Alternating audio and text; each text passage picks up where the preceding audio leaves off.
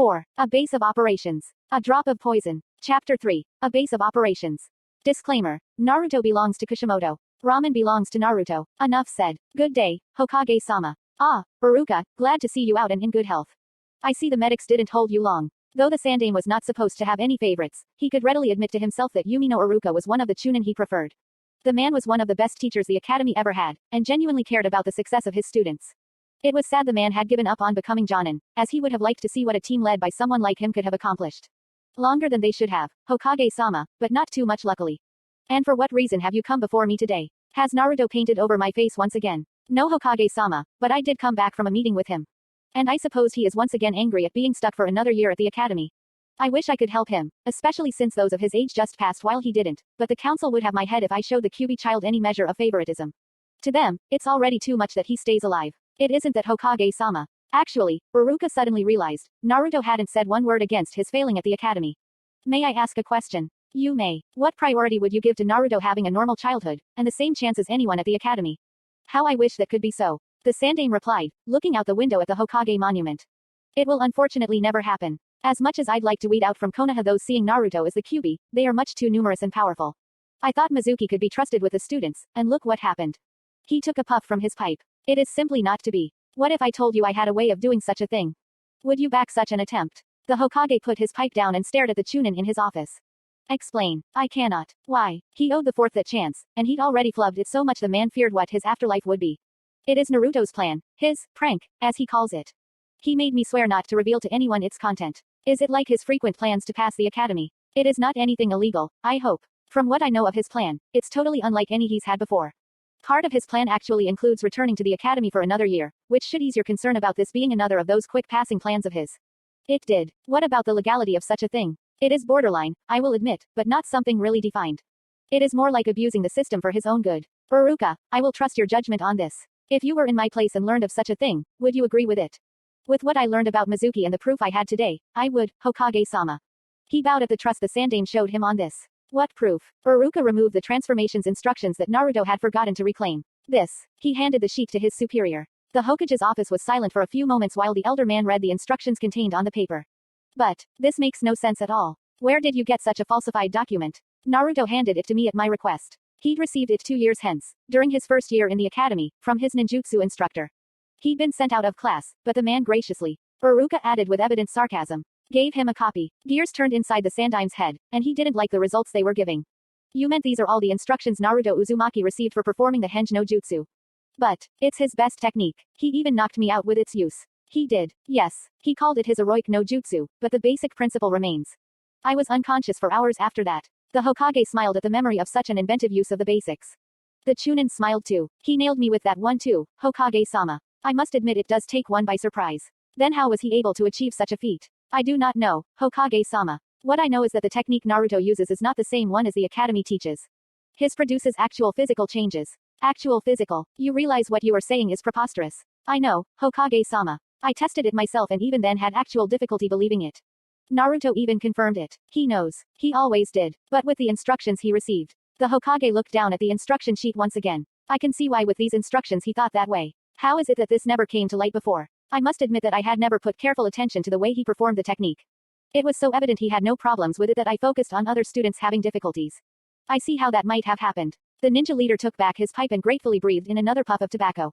You are sure this prank of Naruto will allow him to get an unbiased education? Yes, Hokage-sama. And why are you coming to me then? To succeed, Naruto and I are in need of certain means that are outside those of a chunin or an academy student. I wondered if I could get your approval for access to such means. You will not say more. Iruka bowed deeply. Please do not force me to break my promise, Hokage-sama. I probably have already said too much. The Hokage took another puff of his pipe. He liked Iruka and trusted him, but a prank from Naruto. Promises. It all came down to promises. Iruka had promised Naruto to keep his secret. The third had promised the fourth to take care of his child, the one who'd saved Konoha. He really had no choice. If he'd wanted to look at his successor in the face, he needed to go along. He tried so much to get that result, failed so many times. He just had to do it. Taking a blank scroll from his second drawer, he started writing. He had no choice but to be very general, as he knew very little. There, he thought, as he imprinted the Hokage's seal in wax at the bottom with his ring. If this wasn't enough, he didn't think anything would be. At least he would be able to say to his successor that he'd tried his best. Here, the Hokage tossed Iruka the scroll. You should be able to get what you need with this. However, I will be holding you responsible for this plan of Naruto, you understand? Yes, Hokage-sama. Then good luck and Godspeed, Chunin. Bouncing over the rooftops of Konoha, Naruto was assaulted by dozens of memories. Many of the clones outside had also responded to the all-call, and had fallen to the considerable defenses that the place had. Luckily, by the time Naruto arrived with the clones that had been working in his apartment, the path to take had been very much cleared of traps. Some of his clones were actually still in the process of removing them, tearing up parts of the floor with seals inscribed on them, or cutting tripwires, so getting to the place they'd been called was easy. Whoever this place had belonged to, they'd been home security fanatics, that was for sure. Naruto found the clone who called them in the basement of the place, and what a basement that was. It was easily 200 meters deep and more than that wide. Naruto instantly agreed that it would make a much more effective training ground, mainly because of the fact it was hidden and because it might actually be able to fit all his clones inside it. The boy made his way before the clone that had summoned them, the crowd of clones already present moving to make way. So, you said the Bunchin who'd found the place. You sure it's not used? Judging by the cobwebs I found when I made my way here, I'd say only spiders could state this as a living place by now. You know who did it belong to? Some folks called the Uruharas. Don't know anything about them. I do, replied one of the clones that had followed Naruto from his apartment. One of them created Kido Kageyaki, one of the techniques on the Forbidden Scroll. Not only that one, added another. I'd say 1 out of every 4 techniques I looked at was made by someone of the Uruhara clan. Most of the clones from the apartment nodded in agreement. So this is the place of people who created forbidden techniques. I can see why they needed a place as big as this to train, Naruto exclaimed. You don't know the half of it, replied a clone. More than half the techniques I sorted coming from them ended up in one of the 2 suicidal piles. Like what? Like a technique that instantly turns all your chakra into electricity, while it's still in your body. It electrocutes anybody you were holding on, but even if you survive the shock, your coils will probably be permanently damaged. Stuff like that. Naruto shuddered. Sure seems like every forbidden technique damages your coils. The mass of Bunchins nodded. Not really, said a clone coming from the apartment. I've been sorting techniques for a while, and there are a few common reasons.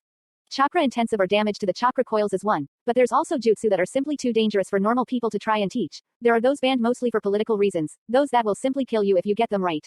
Really? Yup. There's one that physically turns your body into a bomb and blows you up. There's one that uses your soul as a sacrifice to summon the god of death. Another simply instantly kills you. Was probably made to use in case you were going to be captured. Well, that's all good, but this is a discussion for another time. Cut the clone who'd summoned them here. I think everyone here is in agreement that this is the best place to use as a main base, correct? Yeah, there are at least 4 exits from here that lead outside the house, though the clones of sent to look have come back yet. I'm reasonably sure the east one ends up somewhere in the forest. I'll confirm that, said a voice coming from the back of the crowd. But not only there. The path branches some time after the door, so there's at least 3 different exits that way. The one I checked does lead to the forest though, ending as a false wall in a cave. Same thing to the north, called out another voice. Ends up in the sewers for the exit I mapped, but there's at least 4 more. Ditto for south. Exit ends up in a training ground. West has at least 4. The one I checked leads into an abandoned shop. The crowds parted to give way to the 4 clones, who stopped in front of the original and the one who'd found the place. Good work, said the real one. But you'll need to go back. Each take 20 or so clones with you, and map out everything. Burst yourselves as soon as you get to the exit, since we'll need to know how best to gather the stuff we left in the apartment. That stuff needs to move, pronto. It was chance enough that Iruka agreed to keep our secret. There's no saying what would happen if the old man came looking. All clones shuddered at the thought of the Sandame finding their apartment like that. Naruto liked the man, really he did, but the town leader could be very harsh when he wanted. So, apart from this place, found anything else? Well, the usual. A few shuriken and kunai, a scroll or 2. But I haven't finished looking around this place. I called you as soon as I found this, and waited with the rest of them. Okay, the original thought for a few seconds. First thing here is cleaning up the inside of this place. We need to make sure no traps are left, as I don't want to lose a foot to an explosive trap we forgot. However, don't change anything that might be visible outside. We need people to think it's still abandoned or else we might get unwanted visitors. Yosh. As the orange swarm of his clone army dashed towards the various exits, Naruto took a good look around his new training facility. Without his many copies it seemed even more spacious, and he could see there were various different features that had evaded his notice the first time. There were a few rocky outcroppings around on one side, while on the other a few pools stood, still full, surprisingly probably for water element training. The lighting was provided by huge seals totally alien to the few Naruto had already seen. He wondered how the Uruhara had managed to place those on the ceiling, however. A burst of knowledge interrupted his musings. One of the clones upstairs had fallen afoul a seal linked to a kunai thrower. Naruto sighed. As more and more memories surged from his dying doppelgangers, Naruto stopped his analysis of the room and focused on sorting the various thoughts, hoping to find amongst all of them the various exits he'd need mapped. Iruka had wasted no time in running back towards Naruto's apartment as soon as the Hokage gave him leave. He'd started thinking as soon as the Sandime scroll was in his hand, and realized that he had only 2 weeks to prepare Naruto for his multiple entries into the academy, and that along with the natural preparations he had to perform for the next starting class. He was going to be pretty rushed as is, having missed 2 days due to Mizuki's poison shuriken, so he wanted to waste no time in making Naruto ready. Entering his student's home via the window, the Chunin was surprised to see it was nearly empty. The various weapons were still around, true, but the numerous clones he'd seen earlier were very much absent. In fact, there was only a single Naruto there. He was slowly but surely finishing the ramen Iruka had brought earlier and totally forgotten in the various events of the day. The teacher strode forward and asked, "Your many clones finally came to their limit, I see." Actually, Iruka was a little grateful for the absence of clones. He was himself a well-trained ninja, and his reserves were nothing to be ashamed about, but he was pretty sure that he wouldn't even be able to form half this many clones with this technique. He had problems doing that many at once with the normal bunshin, and it was well known that the cage bunshin demanded much more out of the user. Naruto slurped the many noodles he had in his mouth before swearing. "Nope, they just left to check out the new place one of them found. Wait a second, I need to send a message." With a single hand seal, another clone appeared right beside the first. The new clone wasted no time in bursting himself by stabbing his own hand down a spear hanging on the wall. "You're calling the clones back?" "Nope, just messaging Naruto. I'm pretty sure he's the one you really want to talk to." "Yes, I mean, you're not the real one." "Nope, clone," said Bunshin slurped down the broth of his bowl with an appreciative noise. "Oh, I almost forgot. Thank you for the ramen. And you can use the cage bunshin." "Sure, why not?" Iruka had been thinking of what excuses he might use for Naruto to be able to replace his clones while they were practicing ninjutsu, but he wondered now if his students' chakra reserves were actually infinite. I mean, it was one thing to be able to use a Jonin-level technique, but it was quite another to be able to produce 100 clones each able to use the same technique. And without dispersing themselves, even. What was that boy, anyway? Naruto recognized instantly the memories of the clone he left in his apartment. Iruka wouldn't have come back without answers, he knew, and the Chunin's stance made it quite possible that he'd gotten what he needed. With a quick seal he formed a single clone. "Okay," he said to the clone. "You're gonna stay here and pass the message. As soon as they've finished upstairs and the exits are fully explored, we're going to start packing stuff from the apartment. Unless there's a quicker way, use the closest exit in the sewers. We'll use the grate in the alley beside the building as an exit." "Yes sir," the clone said, standing ramrod straight and saluting. For a second, Naruto wondered what thoughts were going on in the heads of his clones. Then he burst into motion. Somewhere close to half the paths leading out were already explored, and one of them was the one leading to the sewers close to his own place. He used that one end, after 3 failed attempts, found the ladder leading to the grate in the alley next to his apartment. From there he was only a few bounds from his window. Entering, he realized that his teacher had gone back to his ramen. Good, he deserved it. Meanwhile, Naruto turned towards his clone. "You know how I got here. I have a good idea." Evidently he'd remember the very same things Naruto did. "Then you're gonna take the same path and return there. When's time to start packing, you'll leave them here, okay?" "Yes boss." The copy left through the window that Naruto had just entered from. "So, Iruka, how was your meeting?" "Good enough. The Hokage gave me this scroll to prove my access to enough money for your prank." He handed the scroll to Naruto. The old man. Damn, I wanted to surprise him. He doubted he could, as the town leader always seemed informed of everything happening. Hopefully he'd play along as he always did. "I didn't tell him anything about your prank, Naruto. I managed to get that scroll without saying too much, I think." Good. Naruto trusted Iruka's word. If he thought he didn't say too much, then that was good enough for him.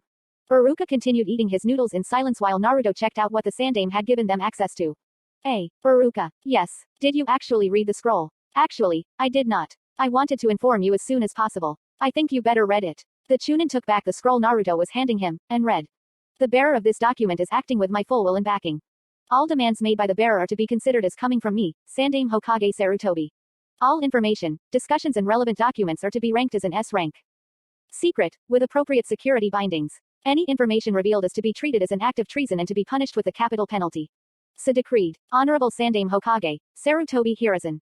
"My god," the teacher exclaimed. "Is it as much as I thought it is?" Iruka nodded mechanically. He knew he hadn't given much information to the elder ninja, but he was pretty sure that the man had understood that it was money he was asking for. A document like this one was on a whole different scale. He technically had access to any amount of money with that, amongst other things. Hell, with a document like this one, he could probably order the Anbu out on mission. "I think, Naruto, that I'm going to keep this with me for a while," Iruka said, rolling the scroll and putting back in his pocket. He trusted Naruto a lot, but he was pretty sure that the boy wouldn't be able to help himself and use it for pranks if he knew how much power it gave. "But it's gonna help us with the prank, yes. Of course. That paper's gonna get us enough to buy a house. Easily. With that, I could get enough to probably buy half of Konoha." Naruto smiled. Seemed everything was back on track. Now to explain about his new place. "Say, Iruka, do you know anything about the Urahara clan?" The teacher thought for a few seconds. They were an old clan that joined Konoha when it was created. Never as big as the Uchiha or the Hyuga, though. It was said they and the Uchiha hated each other with a passion.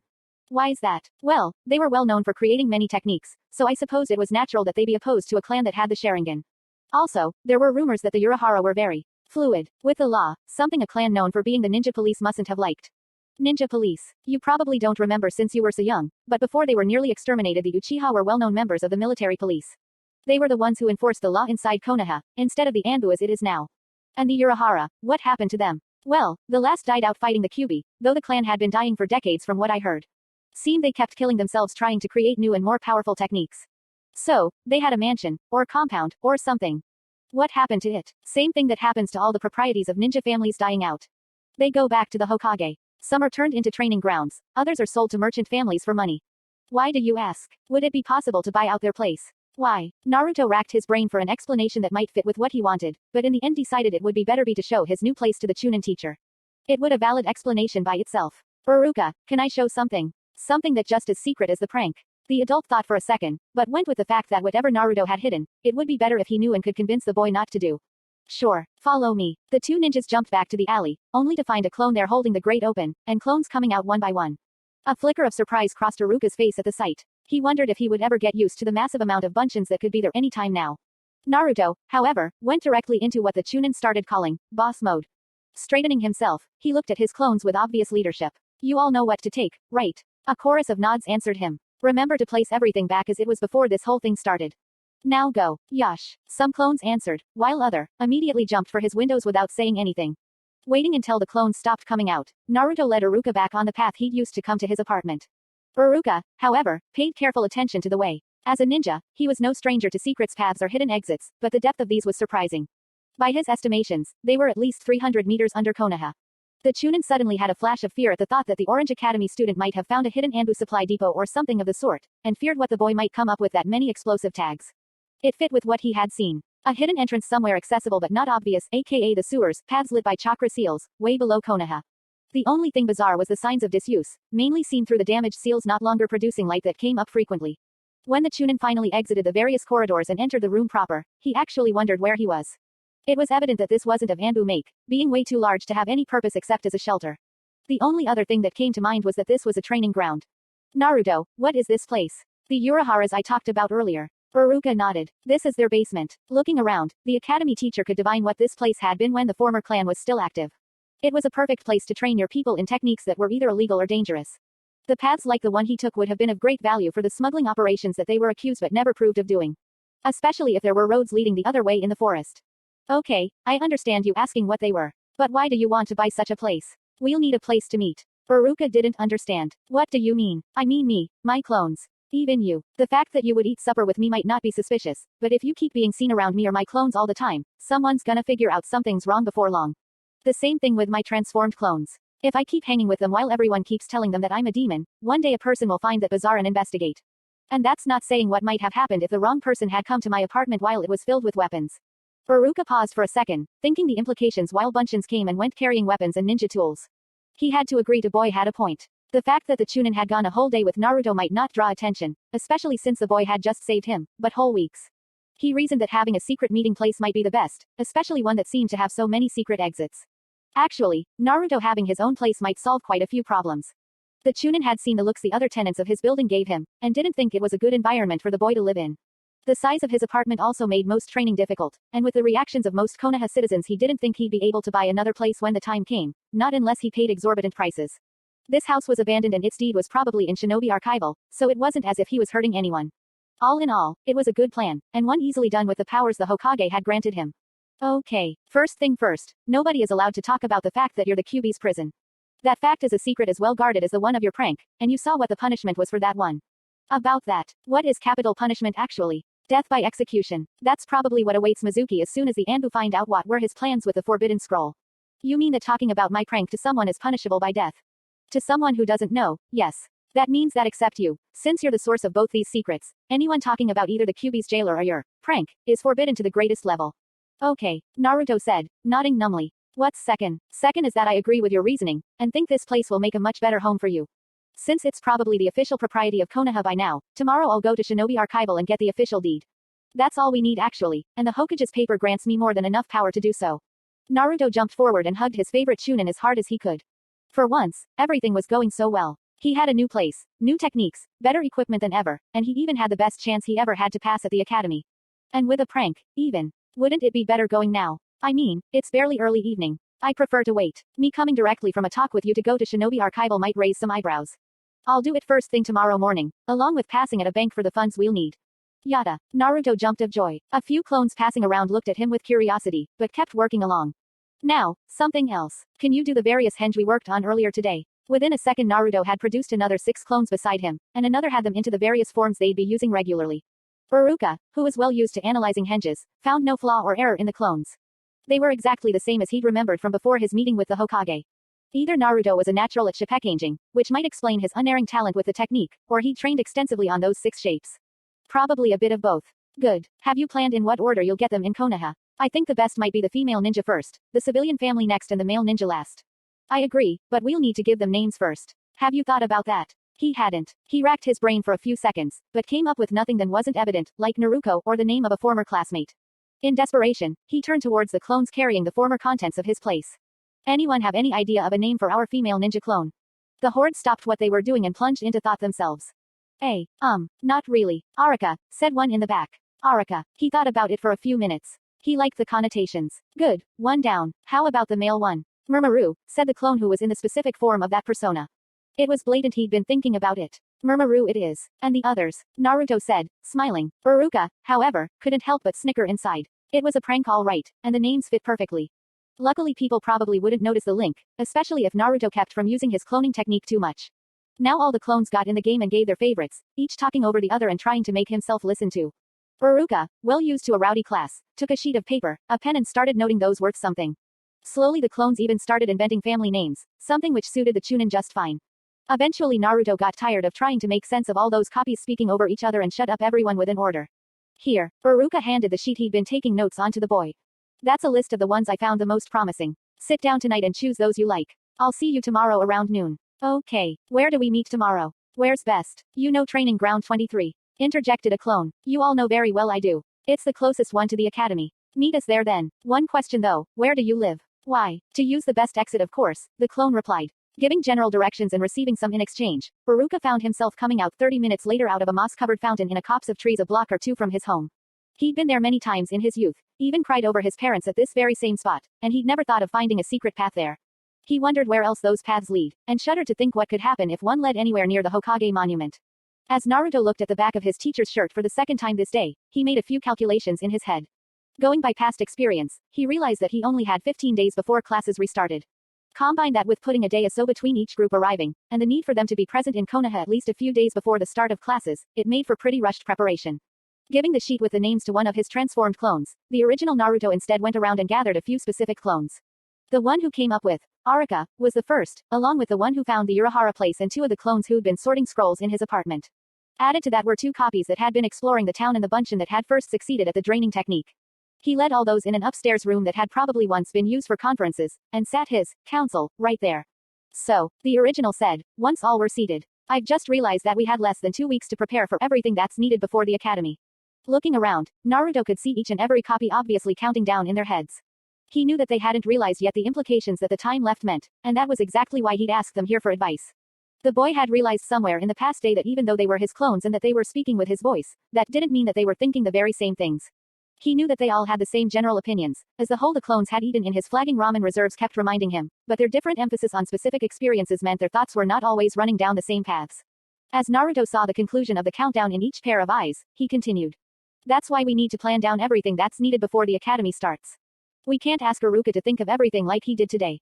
The whole table nodded. So, anything coming to mind? Well, sending out the clones that are going to come from outside as soon as possible is a given. Not right now, though, another Bushin interjected. We need first to give them the money Iruka's gonna give us tomorrow. After that, we send them all and message them by clone once they should be coming in. True. How about jobs? All Narutos in the room turned towards the clone who'd given that statement. I mean, the 2 civilians will need a mother, a father or both. Nods all around. So these 2 clones will either have to pretend to be rich, or have jobs. And frankly, I don't think Iruka will give us access to an enormous amount of money. So what jobs should they be? The original Naruto admitted that was a valid point. Even if the civilians had a lesser chance of being found out, someone would be asking questions about their parents once for sure. That means they needed a way to be making money. The only problem with that was how. Naruto didn't know much about how civilians lived, and the few occupations he knew outside ninjas were cooks like Chuki and Ayame, merchants or apartment managers. Unfortunately, Naruto had nothing he could think of selling, no skills outside the ninja arts, and didn't think he'd receive enough from Iruka to buy a whole apartment building. Talking went around, but all suggestions needed either more money than they'd likely receive, or knowledge they wouldn't be able to get in the short time needed. Eventually, the only thing possible on that front became asking Iruka for ideas, and that point was tabled. Then came the discussion on what techniques to learn, and in what order, during which the room fell in total pandemonium. Generating clones to go and get scrolls didn't help either. Author's notes. Japanese translations. Aruka, Ari, Yi, and Ko, Z, child. Murmuru, Mur, Swarm Maru, Maru, incarnation, perfection. A common ending to a child's name, aka Shikamaru, Konohamaru. Also, circle. 5. The start of a plan. A drop of poison. Chapter 4. The start of a plan. Disclaimer. Naruto belongs to Kishimoto. Ramen belongs to Naruto. Enough said. Iruka was, as an academy teacher, used to rising early. He'd also had many a late-night grading exams and planning them. However, getting up the morning he was supposed to go to Shinobi Archival was the most difficult beginning of a day he'd had in a long while. Probably since he last did the Chunin exam. He'd stayed awake late, thinking, planning and generally getting stressed. Helping Naruto with his prank had seemed the right thing the morning before, but now he was having second thoughts. The scroll Sarutobi had given him was no help in that. In one sense, he was proud that the Hokage trusted him that much, but on the other hand he feared failure so much more because of that. Scenarios kept running into his head, various failures highlighted all through them. He knew it was only his imagination playing with him, but he couldn't help it. However, that did not mean he wasn't present when his bank opened. He was there, trying to remove the cobwebs of sleep from his mind, requesting a meeting with the banker in charge of his funds. He mainly did that for appearance's sake. No one would suspect a ninja going to his own banker to be carrying on official business. Once safely alone with the man in charge of his accounts, only then did he withdraw the note the Sandame had given him. Unrolling it in front of the man, he waited for him to be done reading. The look on the man in front of the Chunin was priceless, and Iruka wondered if he had made the same face when he'd first seen those words. Once the civilian was finished reading, Iruka had no difficulty asking for the balance of Konoha's accounts in the bank. The Hokage had different accounts in various banks, both as a precaution against thieves and as making it easier for various ninja to receive money from the various funds that existed. This bank was the one used for the Orphans Fund, a precaution used by people whose parents had died in service. Iruka had long ago been one of those, and had kept the same bank upon becoming a genin. With how vast the account was, Iruka had not trouble withdrawing 5 million ryu. In his mind, it should be more than enough to buy 2 houses of good quality, with enough spare to live with. He even withdrew a little more just in case, as he didn't want to have to come back for more funds. The only delay was gathering the money, as Iruka needed it in cash. It would be suspicious for a newly arrived family to have access to an account in a bank in Konoha, so cash was the only possibility. He'd even thought in advance and brought a storage scroll for such a purpose. After receiving the money and only a few words of warning to the bank employee about keeping silent, the Chunin was now on his way to his second target of the day, the Shinobi Archival. Shinobi Archival was where most official and non-official ninja documents ended up. It was also the dead-end job of many a genin. Iruka had once feared he'd end up working there full-time, before he managed to pass his Chunin exam. He was lucky that year that he'd managed to do a good enough showing to get in the finals, and be promoted afterwards. Else he'd probably be like the genin who welcomed him into the heavily secured building. Despite having been to the archive many a time due to his work at the academy, he'd never managed to be comfortable inside the documentation building. He'd been at school with many of those now working here, and remembered the grand ambitions they had while they were students, ambitions many of his own pupils shared. It always gave him a shiver to think about it. Suddenly, the Chunin teacher realized that if things continued as they were now, and Naruto kept on in the academy, this might be the place where he'd end up. This simple thought of a prankster like the boy working around that much paperwork chilled his bones like never before, and pushed him to make sure that his protege would never end up like this. The letter stamped by the Hokage drew no funny looks here, as such papers were possibly more common than one would expect. The Chunin further twisted the tracks leading to Naruto by asking for all old abandoned ninja properties, then selecting 3 at random. As Iruka left the ninja building, he realized that he felt more alive than he'd long felt. It brought him back to the missions he had before he made Chunin and became a teacher, and the risks he'd taken then. He liked being a teacher, but wondered for the first time if he'd not stopped too early in his career.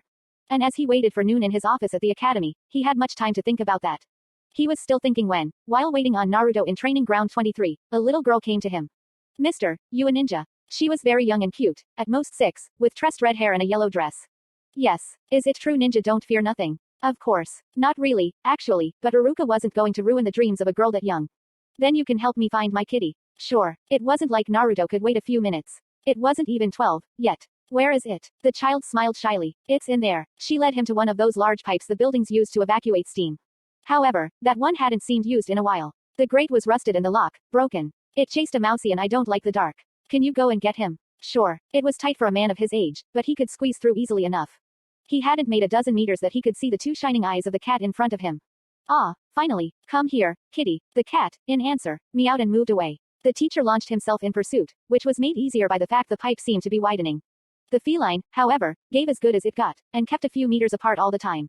It wasn't until Iruka saw light in the tunnel that he realized he'd been had. Taking a deep breath, he called out. You can come out now, Naruto. I know it's you. What gave it away? Came a voice right behind him. Managing to turn, he realized the little girl had followed him down the pipe. The light, that and the fact that, for however long I crawled, the tunnel never turned. Damn, the girl said. It was bizarre to see the natural inflections Naruto used on a girl that small, though. I was sure you wouldn't find out until the latter. He released his own henge with a seal. Good prank, however. I didn't even notice anything bizarre about the little girl. It wouldn't have worked if you weren't early, however. Where did you get the cat? See for yourself, Naruto said, pointing behind Iruka's back. Turning around once again, the Chunin saw the cat had stopped right below one of the seal lights. Then, with a burst of smoke, another Naruto was standing there instead. Iruka was shocked. The conventional henge would have difficulty turning anyone into a little girl, because of the difference in mass. A small genin like Naruto might have done it, though he'd need an horrible amount of skill to pull it off, something most genins would never have. The cat, however, simply impossible. Trying to hide how much he'd been had, and how much Naruto's technique was superior to the academy taught one, he instead asked, so, which one is the clone? Both of us. The Naruto in the light answered. The real one's downstairs training. I was sent to wait on you 30 minutes ago, the clone still being a little girl added. When I saw you were already there, I had the idea of trying to get you inside without you noticing. And how did you come up with that plan? When you didn't notice anything special about the black dog that came to you. You were. Iruka wanted to hit his head on something. It was getting more and more difficult to pretend Naruto's henge was anything like the normal one. Yup. Then I created the other clone here and you know the rest. Suddenly, Iruka realized something that made him afraid as he'd never been. Did the original put you up to this? Nope, that was all me. The academy teacher instantly feared for his sanity. He already had problems keeping up with one prankster, and now he could multiply himself. He hadn't realized that the clones themselves could have inspirations, and act on them. He feared for Konoha. He really did. Following the council meeting of yesterday, since Naruto and his clones couldn't get in agreement on what to train on first, Naruto had decided to split the number of clones in 7, forming 8 teams with himself alone in the last. The original academy student had agreed that they should work on at least one jutsu of each element, with 2 others being added at the last minute. The fire technique that was finally selected was one called Kaiden, Akaraka Jigokuhi. An Uruhara technique made in imitation of the Uchiha's ultimate fire technique. It was surprisingly not banned due to being dangerous to the user's coils. The reason noted on the scroll was that it was a technique too difficult to train in, as failures controlling said jutsu tended to kill the trainee. The fact that the Uchiha had long campaigned to get it banned probably hadn't helped. Sweden, Topanami Kyoha was decided on the water side. An original technique invented by the Nadaime, it was well known for needing to create water out of raw chakra instead of using the one already present. This fact had made every person trying it since the second Hokage fall out of chakra exhaustion after a single use. Fuden, Uzusuna no Ori had the same side effect. As a wind technique originally from Sunagir, it was very powerful, but demanded so much chakra that even most Jonin couldn't use it even once.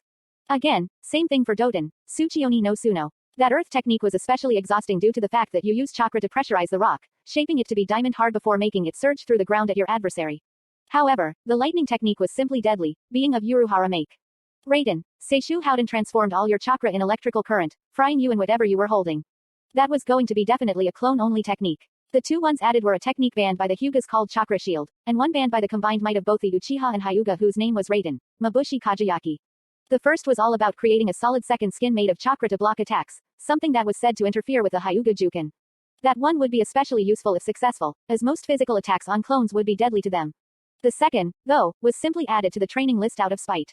It generated a blinding flash of light. What made it banned however was probably the fact that at close range, it could deal permanent damage to dojutsu users. It also gave much credence to the fact that the Uruharas, who had invented the technique, hated the Uchiha and vice versa. The original's work, however, was all about the Kage Bunshin. Since there was no proof that they'd master the chakra shield in time or at all, he was testing the physical limits of his clones, and trying to increase them. His tests had already proved it possible, as one of the clones made in the forest while training on chakra draining was already more solid than one Naruto had just made right then. However, that was all he had found by now. When Iruka entered the Uruhara basement, flanked by 2 of his clones, Naruto instantly gave up his fruitless tries at improving the Kage Bunshin, and jumped up to his sensei. He was about to ask for the results of his trips, but one look at his teacher sealed his lips. Iruka was white. Naruto had never seen his teacher with a face so pale, even counting the time he pretended to have missed his target at kunai throwing while he transformed into a copy of himself with said kunai stuck in the side of the head. With blood flowing down his face, of course. Sensei, are you okay? The man gaze focused with inhuman speed on Naruto's face. You are the original, right? Yes. In a flash, Iruka was holding the orange boy up, still staring right into Naruto's blue eyes while the student's feet dangled in the air. Promise me that you and your clones won't do more than a few pranks here and there. I like Konoha, and I want it to still be standing next year. Sensei, promise me. It was Iruka's eyes that finally broke Naruto's resolve. They were full of fear, and far too similar to some of the looks civilians gave him to be comfortable. He never wanted any one of his precious people to look at him like that. Okay, I promise. The Chunin gave a sigh that was unmistakably relief, and put the academy student back down. I won't completely stop however. It's important for my cover. Take you or old man Kazuhi for example. What would you or him think if I was in class, calm and happy for a whole week? Iruka saw the point the boy was making. I'd think you were planning something. And you'd be suspicious and investigating, right? Right. So I have to prank people, or they'll be looking at me that much more suspiciously, which doesn't help my clones at all. I understand. But please don't use your clones too much, or leave them to prank. I seriously fear how much damage could do with those. Damage. I don't hurt anybody with my pranks. I'll give you an example. You remember the day you painted to Hokage Monument? Of course. It was, to him, one of his best. Not so much as the planning but because of the sheer guts and reactions it showed. Now imagine of much more it could have been using your clones. Naruto smiled. With that, he might even have had time to write down the dirty limericks he'd been thinking of on the third's face. Iruka had appeared much too early that day. Now think about that happening to your apartment. That was unfortunately much too easy to visualize. Similar things had already happened, especially near his birthday. He'd once came back from the academy to find, Demon Be Gone, in large letters written everywhere over his apartment, and his few spare clothes doused in paint. Imagining that multiplied by the number of clones he could generate was just too much to think of. His apartment wouldn't even be standing anymore. He realized right at that time how much damage he could do, and understood his teacher's fears. I see what you mean. He finally admitted. I'll try to make my pranks as not damaging as possible, but remember one thing. What? Any teacher who treats me unfairly is gonna get pranked back. I know why they're doing it now, and I won't stand for it. That's good enough for me. Iruka replied. It was especially good for him, as it just meant he wasn't going to be pranked as much as the ones who really deserve it. Those he didn't think he could save anyway. Silence reigned for a few seconds, while Naruto fidgeted. So, Iruka, everything went fine. Realizing what the boy meant, the Chunin nodded and withdrew both the deeds and the storage scroll he'd gotten today, and handed them to Naruto. Yup, everything went according to plan. He pointed down to the 3 deeds. These are the deeds to this place and 2 other places I chose. Why 3? He didn't mind, but he wasn't greedy. It wasn't like he needed more than this place, anyway. 2 reasons. 1, in case you need to abandon this place for any reason, and 2, to cover my tracks. What do you mean, cover your tracks? It's not the first time I used such a deed. 2 years ago, I withdrew 2 for use by the academy. One house was demolished and became training ground 55, but the other is still standing and is used sometimes as stealth training course. By withdrawing more than one, I make the impression that I'll be using one of them for something, and keep the rest for later, so nobody is surprised when I don't use a specific one. That means you'll need one of them, right? I'll probably use one of the places you're not using in a training mission sometime next year, just to keep up appearances. You can keep the deeds, though. We only remove them to ensure nobody'll use them in the meantime. What about this thing? The academy student held up the scroll. That's a storage scroll, Naruto. I just sealed the money I received inside. How does it work? Surely you remember. Iruka started, then stopped. He knew Naruto had missed the last lesson he did on storage scrolls, as that was the day he'd been painting over a few faces, but couldn't remember if he'd been there for the lecture the year before. What do you know about storage scrolls? Not much, actually, the boy answered, scratching the back of his head. I keep managing to miss that one. Okay, the Chunin replied, mentally preparing himself for his usual academy lecture. Storage scrolls are scrolls with some form of a storage seal on it. To demonstrate, Iruka took back the scroll from his student's hands, and unrolled it on the ground to show the seal written inside. It's a tool commonly used by ninja either to carry large amounts of material, or to hide the contents of what they are carrying from normal view. This scroll actually contains a briefcase, in which the bank deposited the money I withdrew. I mainly sealed that briefcase to hide the fact that I was leaving with a large amount of money. The Chunin put both his hands on the outside contour of the seal. To use a storage seal, one only needs to release a small amount of chakra on the outside line of the seal, like this. Releasing said energy, the briefcase his bank had given him popped back into existence. He removed it. The same thing allows one to put an item in the seal. To demonstrate, the teacher withdrew one of his shuriken and placed it flat on the middle of the seal, then pushed chakra as he had just done. The shuriken vanished in a puff of smoke. There are certain things however that must never be inserted in a storage scroll. Anything that would be affected by a direct application of chakra is a bad idea. Especially bad are trying to seal in explosive tags, which explode upon coming out, and storing a storage scroll in another is well known to destroy both scrolls in a dangerous emission of chakra. By molding your chakra correctly and with good focus, one may even further control what goes in or out to summon or seal only certain items. Iruka realized right then that not only Naruto had paid attention to the whole lecture, something he rarely did, some of the clones that had been training around him had actually stopped and listened as well. Any questions? One actually. The original said, what happens when you don't know what's inside a scroll? You can still release its content, though everything will come at once. Why? Follow me. Iruka followed, as did about 24 clones. Naruto led him back into the Uruhara mansion proper, and stopped after entering a room that was very obviously an armory. The Chunin noticed a few of the weapons that had hung on the wall of his student's apartment. The boy however led him to a corner where scrolls were stacked into surprisingly neat piles. Some were huge, even larger than the forbidden scroll had been, though most were the usual size for carrying inside a ninja vest. Sensei, can you identify one scroll from another? Most of them probably. Why? Naruto handed him a specific scroll. A clone opened this one, and got burst by some sort of trap inside. Iruka recognized the scroll instantly. He'd even had to hunt for one of those more than once, before he made Chunin.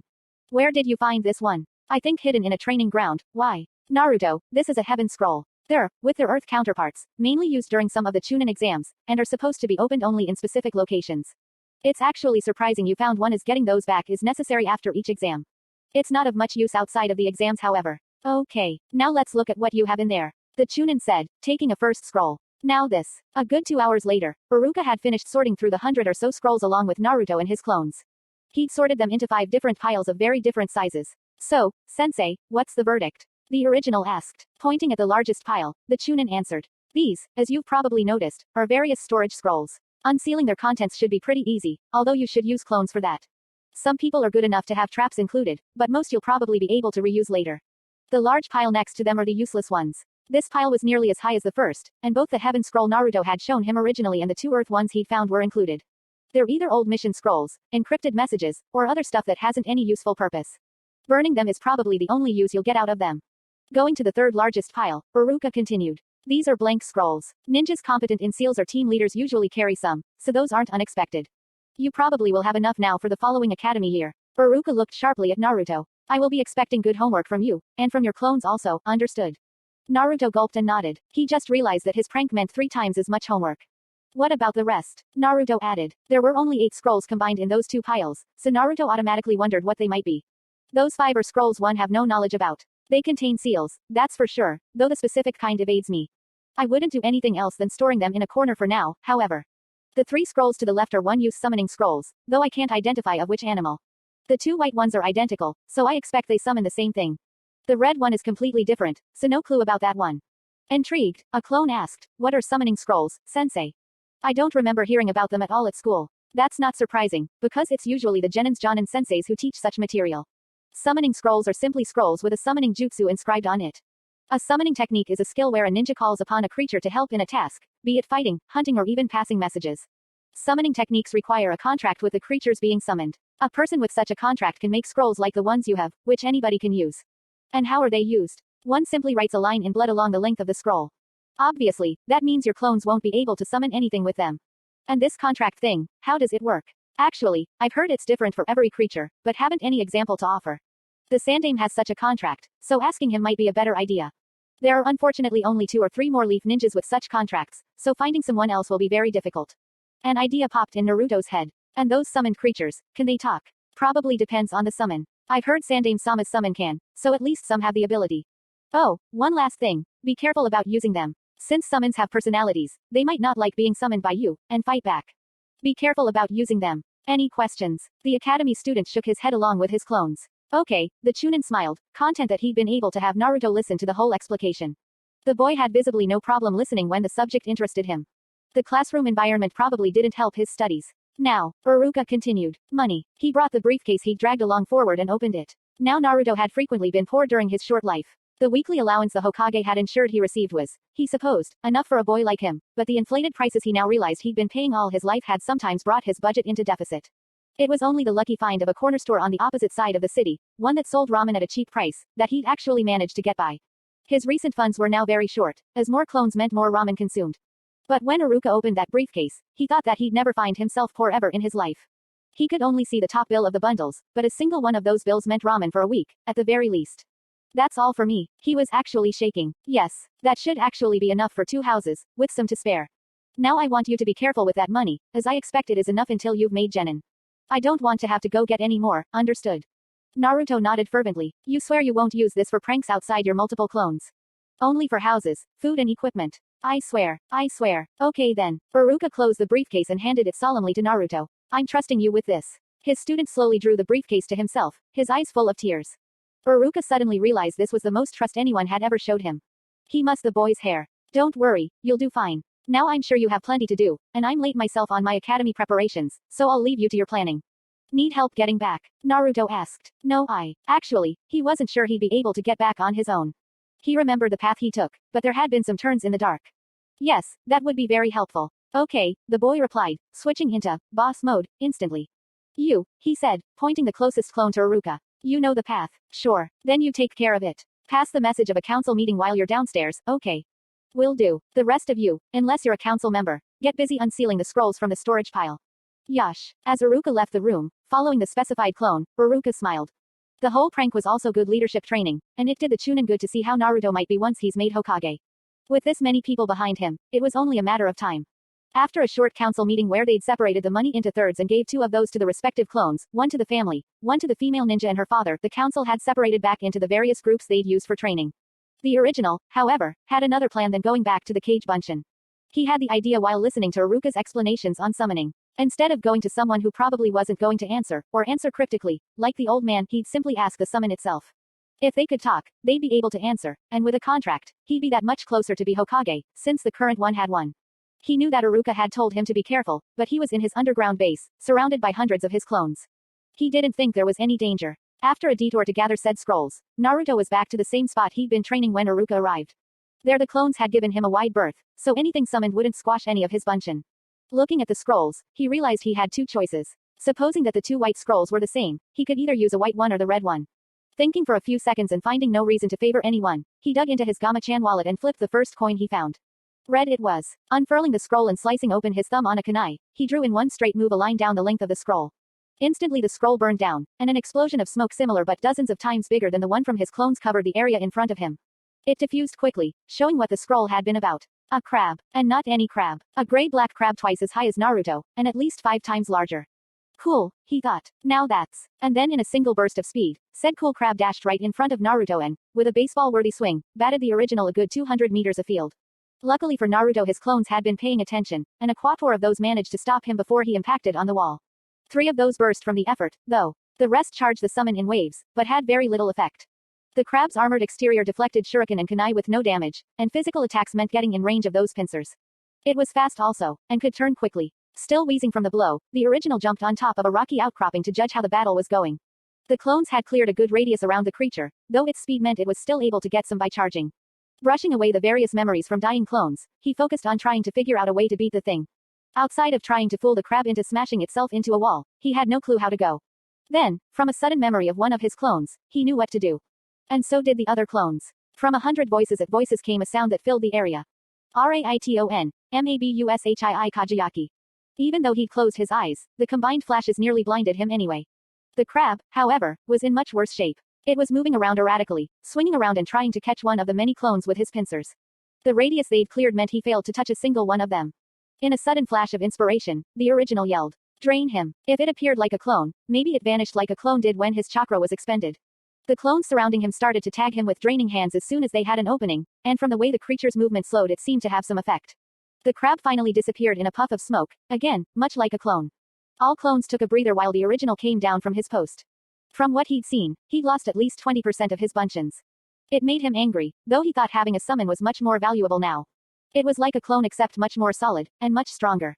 Once he was down, a clone intercepted him. You thinking of trying the other one? He actually wasn't sure anymore. He'd need to try it someday, but wasn't sure if now was the right idea. What do you think? I think now's better than later, another clone interjected. Right now we're ready, and we have a way of taking care of it if it's violent. Just keep a few clones with you ready to blind him if necessary, and everything should go fine. Naruto nodded and withdrew the scroll. This time as he was bloodying it all were looking, ready and prepared to jump into action, only for those preparations to be useless.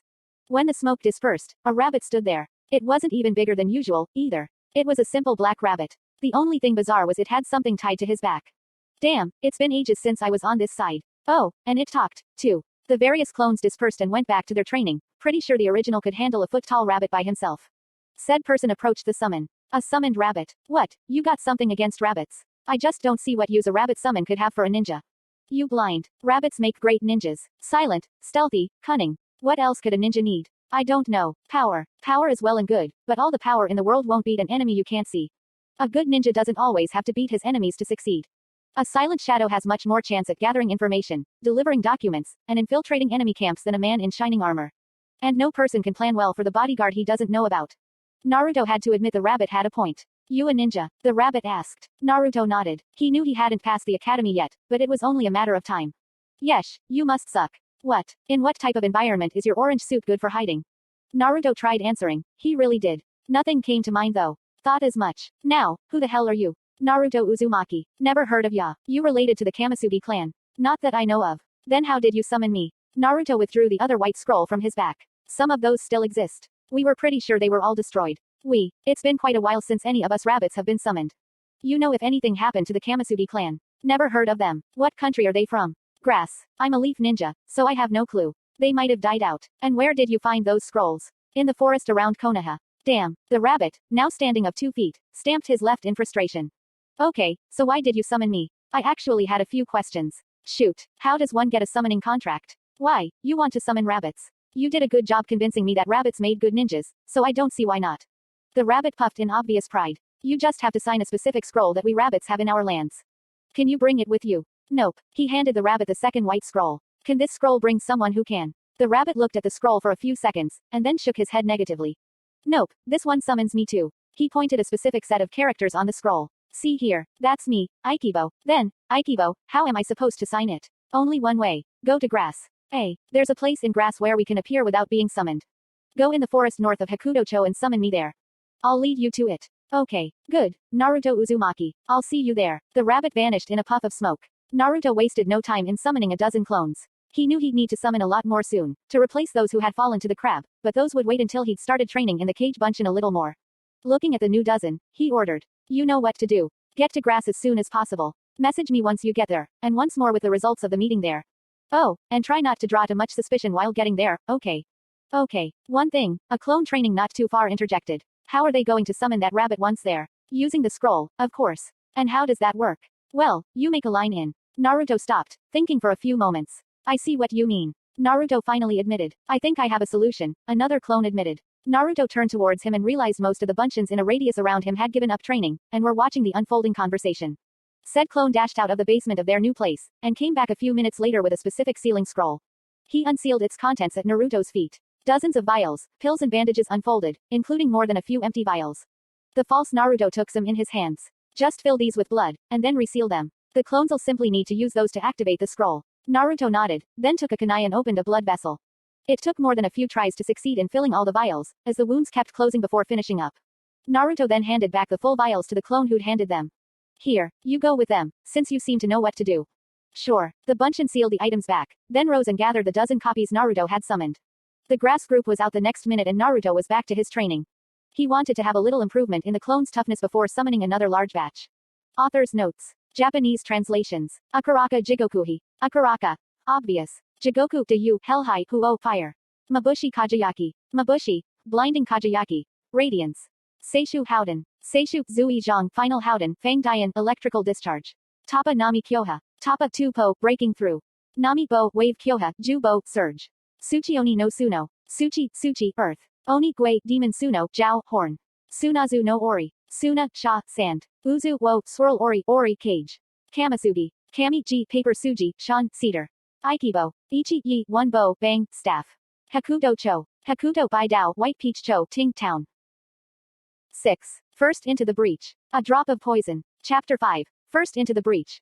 Disclaimer. Naruto belongs to Kishimoto. Ramen belongs to Naruto. Enough said. Iruka and her father, a clone they'd named Ichiro for the duration, were waiting in a restaurant in the civilian town closest to the eastern road leading to Leaf Village. They'd arrived late yesterday, and decided that it would be less suspicious for a rich merchant to stay at a roadside inn than to arrive during late evening. They were now waiting on a ninja to escort them to Konoha. Both their henges included high-class clothes like those Naruto had already seen on rich bourgeois.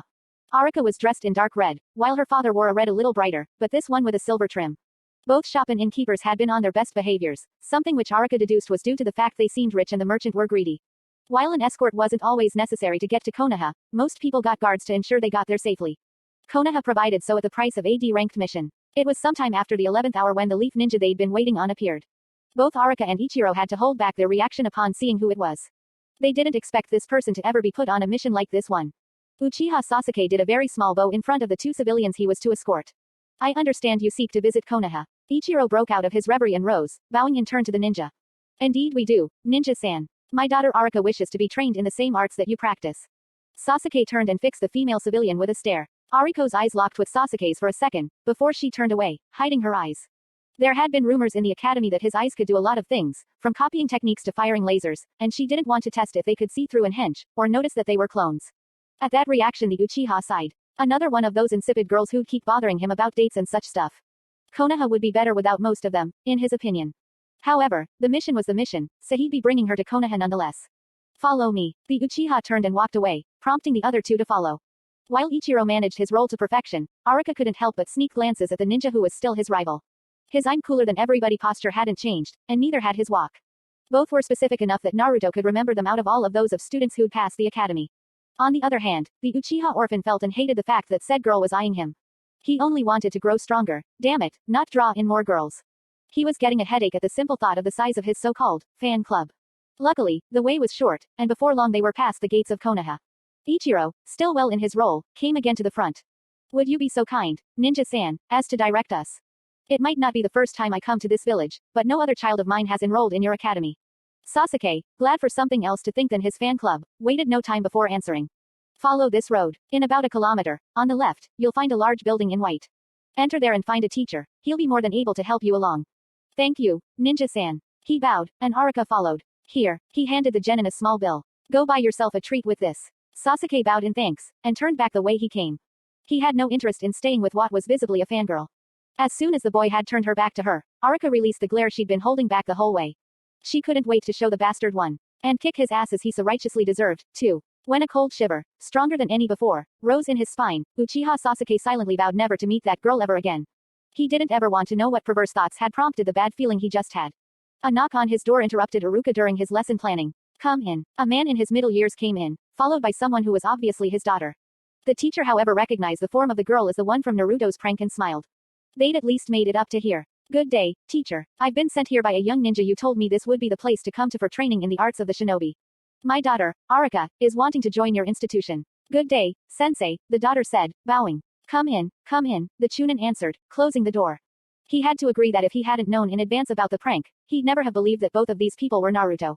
Different inflections, stances, personalities. All in all, very good acting. Once Iruka was back in his chair and he'd given a good look around, he relaxed and spoke. We're alone, you can stop pretending, for now. In that instant the two people in front of the teacher relaxed. Their body language changed instantly, closer to what the Chunin was used from this student. How's the prank going, Iruka? Everything's according to plan, though we had a close one. What? The ninja who escorted us to town. Ichiro continued. Was Sasuke. Iruka agreed that they could very much count it like that. And he didn't notice anything. No, the Chunin smiled. Good. How's that good? Iruka asked. Iruka took a deep breath. Now, Naruto, I know you don't like him, but thinking in terms of members of your last class, Uchiha Sasuke is the one who had the largest and best chance of seeing through your disguises. He's also very adept at body reading, and has been close to you quite recently. If Sasuke didn't notice anything, then I'm pretty sure your disguises will hold in front of the other returning students. Both transformed clones nodded in agreement with that reasoning. Now, both of you know what's next. Both shook their heads negatively at the question. Okay, right now I'll have to test you, Iruka, for competency. During the time your father might stay, or simply might go out to do more things. Personally, I'd recommend going out and buying the place she'll use. We have a good 3 hours of tests to go anyway, so you might as well go on and continue with your plans.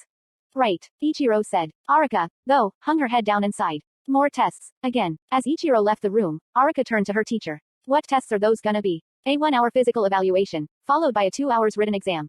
Iruka couldn't help but sigh once more. Ichiro wasted no time in leaving the school and started walking around, aimlessly, around Konoha. Of course, that was only an image. In reality, the Naruto clone was steadily walking towards the closest to the houses the Naruto group had hoped to use for the disguised clones. There were 6 of them all around Konoha, spread randomly around the town. The supposition was that these buildings were either old living places of former Uraharas, or the homes of some of their more important contacts. 2 of those buildings were shops, along with 3 houses and some kind of storage depot, but they all had one thing in common. The Urahara tunnels crisscrossing under the city had an exit in each of those places. Amongst them only 2 were currently occupied, the storage depot and one of the houses, and Ichiro was hoping he'd manage to buy out one of the empty houses for his daughter. Still acting as he should under his mask, it took him a good hour, going from person to person, to find the real estate agent responsible for the first of the 2 available houses. The man was at first surprised that such an old property would interest a wealthy merchant, but quickly got the relevant papers signed once he'd realized said merchant had other choices, belonging to other real estate agents. The Naruto clone going under the name Ichiro left under a mask that such a transaction was normal, but was grinning inside. He still had nearly 3/4 of the money left out of his third, and had achieved the objective he'd had without any issue. The real estate agent, on his side, was happy to finally have sold such an unwanted location.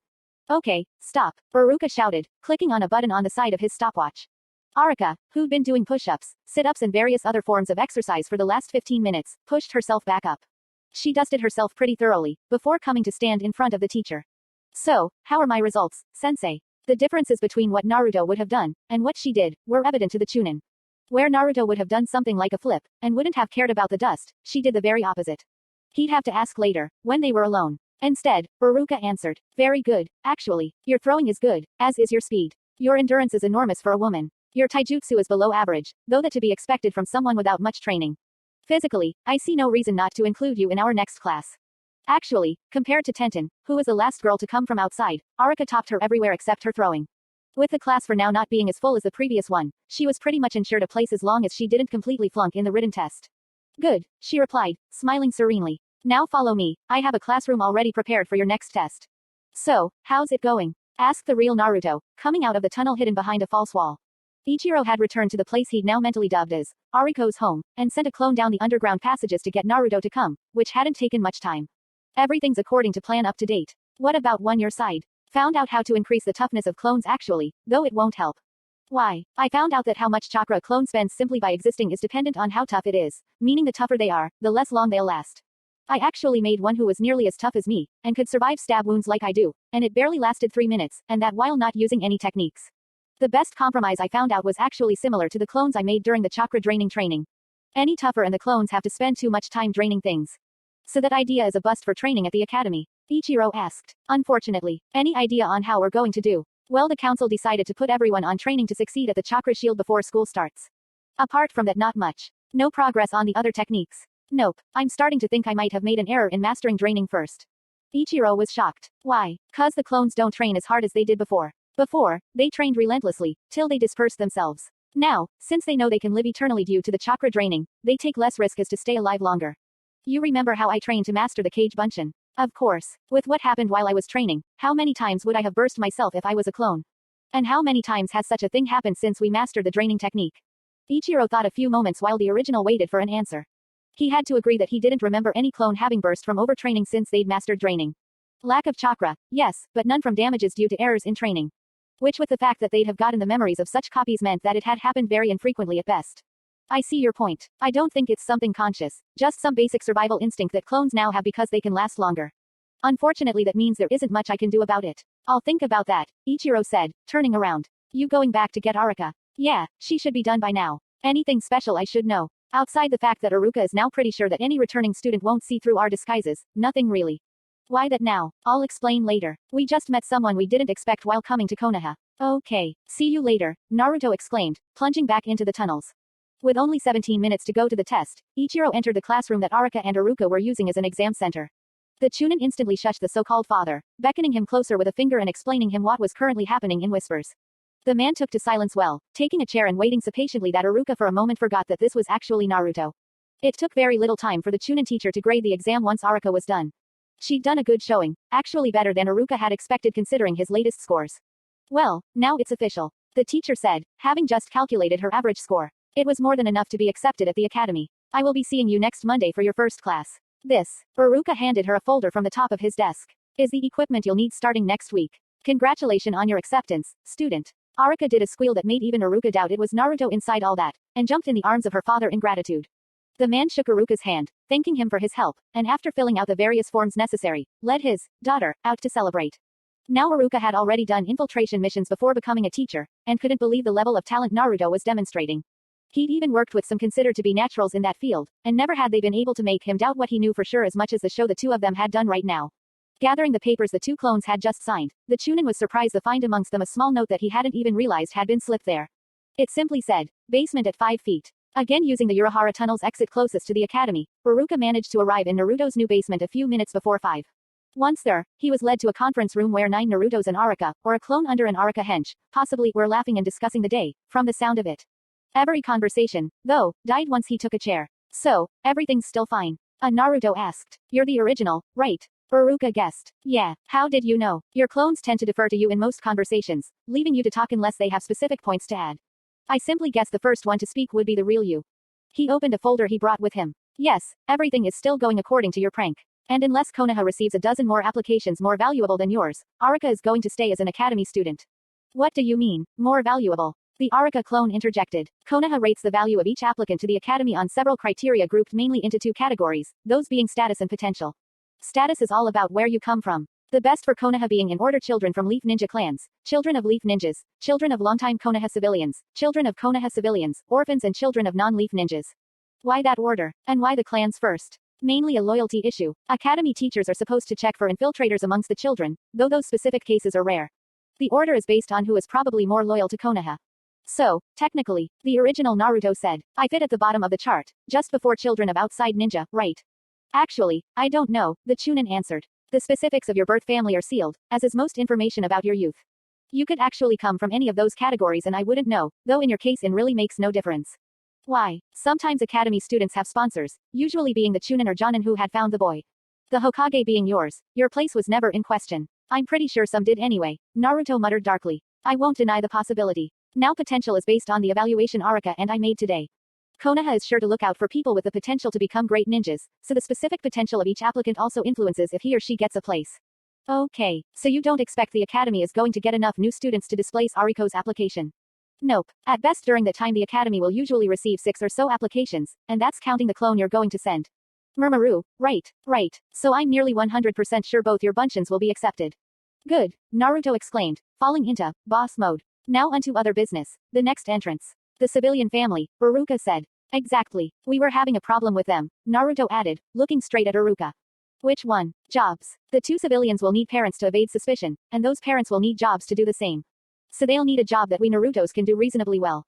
Unfortunately all jobs I know are either directly linked to ninjutsu, which would draw attention by itself, or something I can't do well enough, like cooking.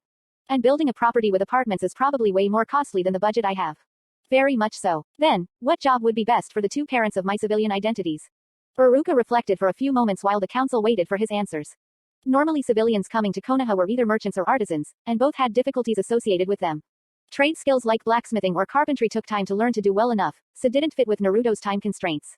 Outside of ninja equipment, which would be suspicious in the hands of a civilian family, Naruto had no goods to sell, which eliminated most merchants.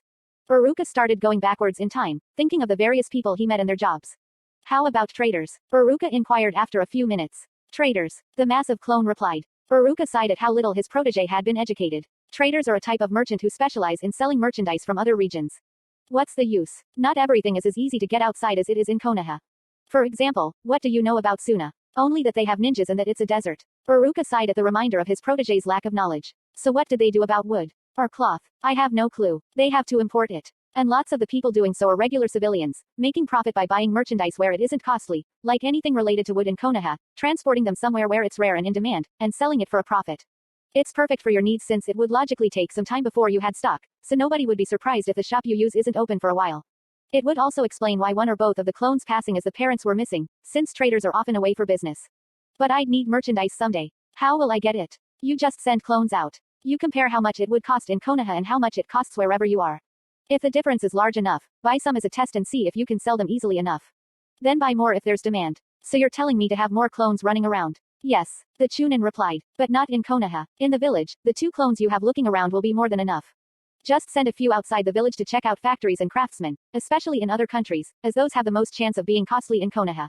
Thinking for a second, Naruto remembered he already had a team of clones on its way to Grass, along with the solitary clone and the family of clones waiting for orders to come to Konoha.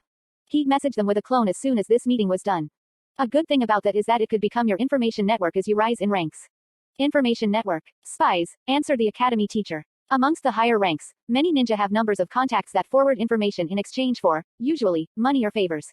This allows the ninja to have a good idea of what is going on outside Konoha most of the time, and helps when said person has missions in regions where he already has informants.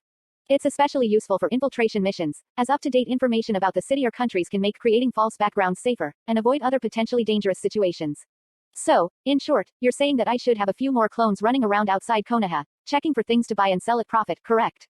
Correct, I suppose. The Iruka clone interjected. That the 2 clones inside Konoha that aren't studying would be the ones checking out prices inside the city. Either those or the parents themselves, Iruka answered. The parents would actually be better, as they could answer questions and pass scrutiny much more easily. They might even find a few people who want specific merchandise, and are ready to pay for it. Okay, the original said. So the Konoha clones start looking for prices as soon as tomorrow, and will be joined by the two parents once they're installed. The clones outside will use Cage Bunchin to generate some copies to look around other cities. Anything else? All the clones shook their heads negatively, and Iruka abstained from adding anything. Then let's all go back to the shield training, people. Yosh. The various council members left while Iruka held the original back. He'd wanted to ask a few questions, and felt better at being one-on-one for once with his student. It happened so few times lately. So, what did you want to talk to me about? Naruto asked. You know what happened today with Iruka. I even remember it. Good, the Chunin exclaimed. Then can you explain me where you got the training you have in infiltration? What do you mean? You remember what you did after the physical test? What exactly? I mean, dusting yourself, the way you rose. Sure. Where did you get those? Sakura. That's what she did each time after taijutsu practice. And the hug and squeal after the written test. Phi. That's what she did when her father came to get her after the final academy exam. Phi. Asakura Phi. He did a quick hench, turning into a girl a little taller than himself. She was there the year before you came to the academy. She and I had a prank war for a month or so. She had a scary laugh that sent chills to most people. She passed the academy, but I haven't seen her since. And you remember her? Sure. Iruka tote for an instant. Can I test you on something? Sure. Taking a sheet of paper and a pen from the former place of a clone, he handed them to Naruto. Can you write down everyone you remember from the academy? Which year? All of them. Sort them by year if you can. Okay. And he started writing. Looking over his student's shoulder, the Chunin watched with slowly growing awe the paper Naruto was filling. As a teacher, Iruka had been on a first-name basis with the 60 or so students he'd taught during the past 2 years, but without the list growing in front of him he'd not have been able to name them all one after the other like Naruto was currently doing. And that's not counting that he'd been closer to them than Naruto had ever been. And the orange-haired boy was even able to go back 3 years and name students he'd never had. It was of course not perfect. Iruka could see a few errors in the names themselves, but a memory like that was more than he'd ever expected out of Naruto. Done. I'm missing a few names, but that's about it. Could you write down their descriptions? Sure. And he did. What about before that? Naruto made a face of disgust. You mean the orphanage? Iruka didn't pay it attention. Yes. Could you write down their names too? His student's face didn't change, remaining scrunched, but he wrote down name after name after name. The academy teacher was now beyond awe. No wonder the boy was so good with his fake personas. He had a veritable database of other students in his memory that he could use to build his false identities. The Chunin wondered what made this information stick while the classes didn't. Lack of practical application. The sabotaging of the teachers. He knew he'd worked at least at 5 different occasions with Naruto on his basic bunshin, but the boy hadn't improved. He was pretty sure he had the right information for that one, with the many times he'd forced the boy to repeat it to him. Done. Iruka came out of his thoughts to see that Naruto had finished filling the sheet with the information he asked, with hundreds of first names written down in 3 columns. No last names. They didn't use them over there. The way he said, there, explained clearly what he thought of the place. The Chunin was suddenly ashamed of having had to bring back these memories to his favorite student. You have an exceptional memory for people, the teacher said, as an explanation. The boy blushed at the praise. Smiling at the reaction, the Chunin rose. Keep up working at your prank like that, and I'm pretty sure I'll be seeing you graduate this year. Now, can you lead me back home? Naruto rose. Sure. The two friends left the room while Iruka was mussing his favorite's hair. Merry Christmas, Hanukkah Tov to all. This was my present to all of you.